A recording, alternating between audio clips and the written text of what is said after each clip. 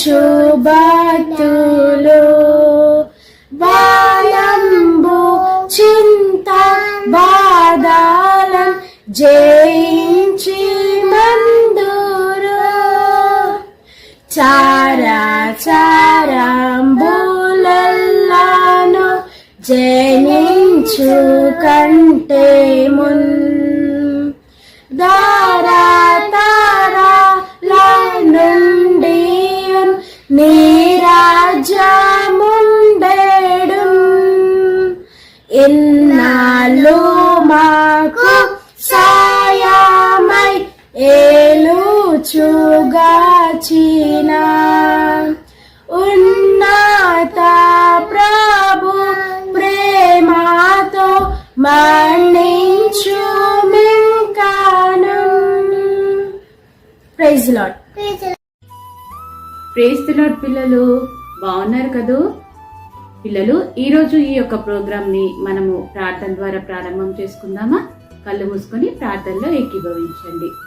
మహాపరిశుద్ధ మహోన్నతుడ ప్రభువా, గడిచిన దినాలంతా ప్రభువా మమ్మల్ని నీ రెక్కల చాటున భద్రపరిచినందుకు వందనాలు తండ్రి. ఈ దినము ప్రభువా మేము పాడబోచిన పాటలు, వినబోచిన వాక్యము నా తండ్రి ప్రభువా మా హృదయాలలో భద్రపరిచి కేవలం నీ కోసం మేము జీవించలాగున సహాయం దయచేయండి.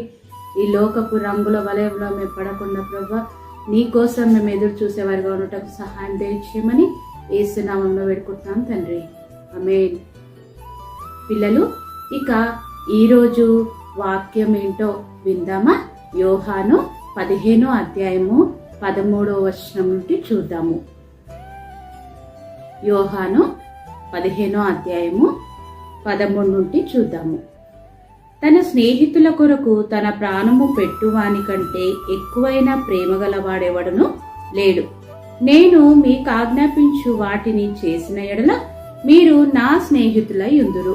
పిల్లలు, ఈ యొక్క వాక్యంలో మనము ఎక్కువగా దేని గురించి వింటున్నాం? స్నేహితుడు. పిల్లలు, మీకు స్నేహితులు ఉన్నారు కదూ? చెప్పండి, స్నేహితులు ఎంతమంది ఉన్నారు మీకు? లిస్ట్ చెప్పేస్తున్నారు కదూ?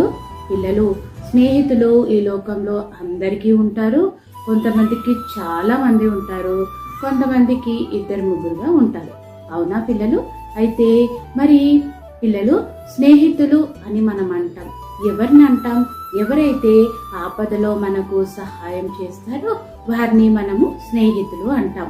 మరి ఇప్పటి కాలంలో మనం చూస్తే పిల్లలు, స్నేహితులు అనేవారు, నిజమైన స్నేహితులు అనేవారు మనకు చాలా కరువైపోయారు. అవునా పిల్లలు? అందరిలో స్వార్థము, మోసము, నమ్మక ద్రోహము పెరిగిపోయాయి. అవునా పిల్లలు? నమ్మక ద్రోహము, మోసము ఏంటి పెద్ద పెద్ద మాటలు అంటే సమయానికి ఆదుకోరు, మనతో ఉన్న వాటిని తీసుకుంటారు, ఇక తర్వాత మనకు సహాయం చేయమంటే ముఖంలో చాటేస్తారు. అలాంటి స్నేహితులు ఉన్నారు. అక్కడో ఇక్కడో నిజమైన స్నేహితులను మనం చూస్తాం. అయితే పిల్లలు, ఈ యొక్క బైబిల్ ప్రకారము చూస్తే నిజమైన స్నేహితుడు అంటే అర్థం ఏంటో తెలుసా పిల్లలు? యేసయ్యనే మన యొక్క నిజమైన స్నేహితుడు. ఎలా అక్క అంటున్నారా పిల్లలు? యేసయ్య ఈ లోకంలోకి వచ్చాడు కదా.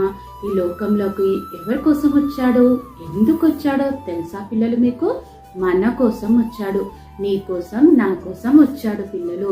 వచ్చి మరి ఊరికేనే స్నేహితుడిని అని చెప్తున్నాడు అనుకున్నారా? లేదు పిల్లలు, తన యొక్క ప్రాణాన్ని అర్పించాడు. మనము పాపంలో పడి నశించిపోకుండా మన కోసం తన ప్రాణాన్ని అర్పించాడు. మరి ఎవరైనా నీ కోసం ఈ లోకంలో ఉన్న స్నేహితులు తమ ప్రాణాన్ని ఇస్తారా? ఆలోచన చేయండి. ఇవ్వరు పిల్లలు.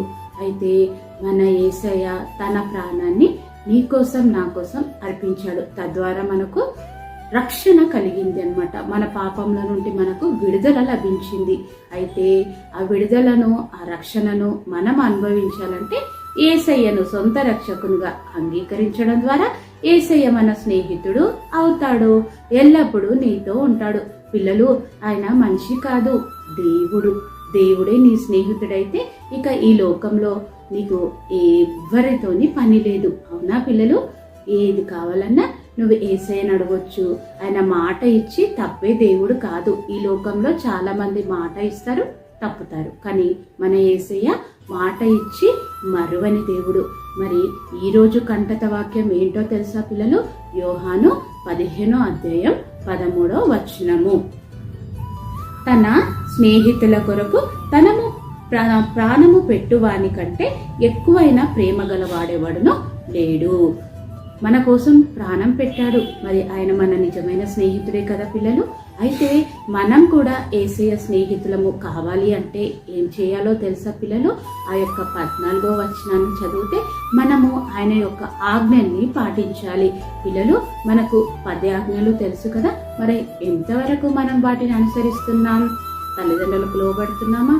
విగ్రహాల దగ్గరికి వెళ్లకుండా ఉంటున్నామా? ఇలా ఆజ్ఞలన్నీ పాటిస్తున్నామా? ఆజ్ఞలు పాటించిన వాడే దేవుడికి నిజమైన స్నేహితుడు. ఈ లోకంలో ఉంటే ఆజ్ఞలు ఎలా పాటిస్తామక్క అంటున్నారు కదా. ఆ యొక్క శక్తి కూడా మన స్నేహితుడైన యేసయ్య మనకు ఇస్తాడు. మరి ఈ రోజు నుండి యేసయ్యను నీ స్నేహితునిగా చేసుకుంటానని ప్రార్థన చేసుకొని ఆయనను నీ స్నేహితునిగా ఆహ్వానించు. ఆయన కోసము జీవించు. ప్రైజ్ ది లార్డ్ పిల్లలు.